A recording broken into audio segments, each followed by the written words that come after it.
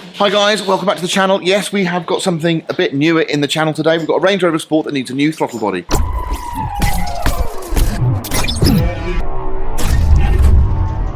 Okay, so we've got Steve here, who you've all seen before in the videos, sort of trying to help, and, well, actually helping. Yeah. And this is Steve's Range Rover Sport. So, Steve, tell us what is broken. So, I've got a sticky flap. You've got a sticky flap? Yeah. It's not good, is it? On my throttle body. Okay.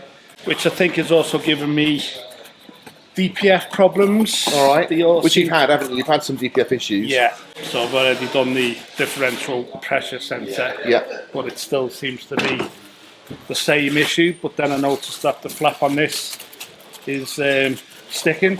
Okay, so Steve has already gone in to the vehicle and sort of tried to identify what the problem was. So he stripped the throttle body apart that's in there, and you said to me you noticed that it's actually sticking. Yeah, so I've tried cleaning it. I've tried filing it down, which it says. So this is the new one. So this is a genuine Land Rover part, which is good. So you guys might be able to see in there. Look, we've got a little plenum chamber. Is that correct? I think that's correct, isn't it? Yeah. And this is free moving, so you can press it in, and it's got a return spring on there. It's obviously motorised as well to operate it, and that's not working at the moment, we think. So we're going to strip the old one off. We'll have a little inspection, show you guys what it's not doing, and we'll also cover the procedure of basically swapping them over, really. Let me just pull this. It's not magnetic though, but that doesn't matter, does it? So that is the offending article. So basically, these can all stay, can't they? Because they're on the. Just unclip that, and that pulls away, and then we'll be able to see the throttle body. What's this? Is that the MF sensor? This is there. Yes, MAF sensor. Okay, so MAF sensor's there. So we've got to take that off. That off. Those are the EGRs. Yeah. Yep. EGR pipes. Yeah. Okay, and then it should just pull out of there. It's not fixed, is it? Into those. Yeah. So you have to just lift it. That comes off.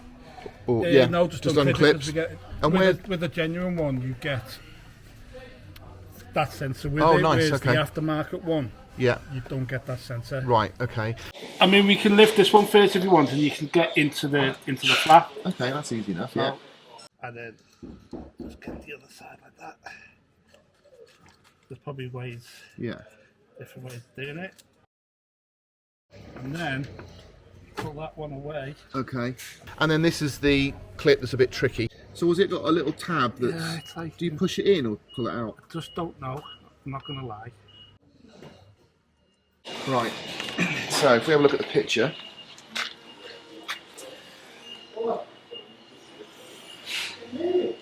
It's like a little flip. I think it lifts up. Lifts up. Away from the body. So, yeah.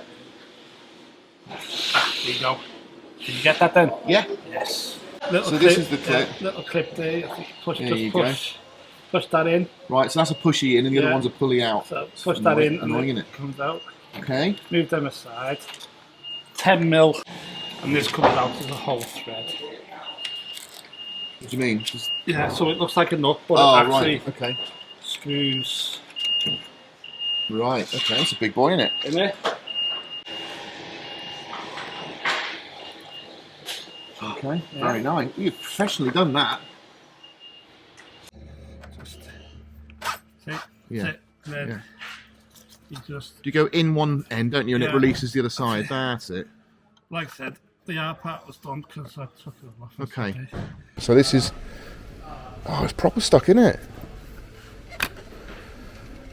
So, you've read a bit of forum on this, haven't you? And is it because this expands and this deforms? It goes out of shape. Yeah, so that's overlised, hasn't it, basically? Yeah. Do yours? Yeah, so it is getting stuck badly, isn't it? Okay, so that was I would say that was quite an easy procedure, wouldn't you? Yeah. You know what you're doing? You're lucky because you've done it before and you kind of knew what you were doing, but hopefully us showing you will give you all the confidence you need. But that's not the end of the story. What we've got to do now is actually code it into the vehicle so it knows it's had a new throttle body fitted. We're going to do that with a diagnostic tool now. And then the idea is, once it's all up and running properly, Steve's going to do a force regen that's then going to get everything working properly. And then once it's all running nicely, probably going to do an additive to try and break down some of that hard deposit on the intakes from the EGR. That'll break it down, soften it so that it can then be pulled in and drawn in and actually burnt off rather than big chunks of it actually going in. So we're going to take it for a little run, just get some live data on the OBD scanner and just see if we can recreate that surge and see if it's misbehaving still. When it was the DPF playing up, the differential pressure sensor wasn't reading, it was just at 0 all the time, because if I rev it, yeah, goes up. Yeah, it's actually registering now, isn't it? Yeah. See, and that one as well, the pressure there goes up. Okay. And that wasn't doing it originally when it first started playing up. Right.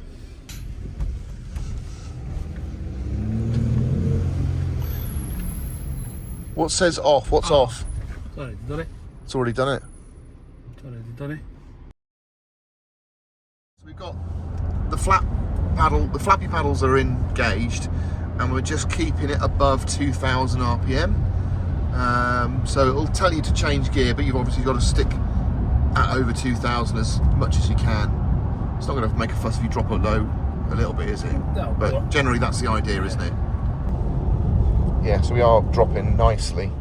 11, 10.9, 0.8, 0.7, 0.6, 0.5, 0.4. Okay, so we are down to 0.3 grams, which is quite a result, considering it was like at 15.1, I think, at the worst case. So we're now at 0.2, so we're virtually showing nil, but obviously I think it's impossible to get it down to 0 because there's always going to be stuff passing through the system. So we're going to pull over an industrial estate, get it to recalibrate, and then we'll drive back and just see if it goes into restricted performance mode again. So that's done. So what's next? So oil change and filter change. Yeah, but I'm not going to do that till the weekend. Okay. So Oil change and an oil filter because I've regened it. Yep. And then we'll see. So now we just got the trip back to see if we can get back without restricted mode. That's the idea.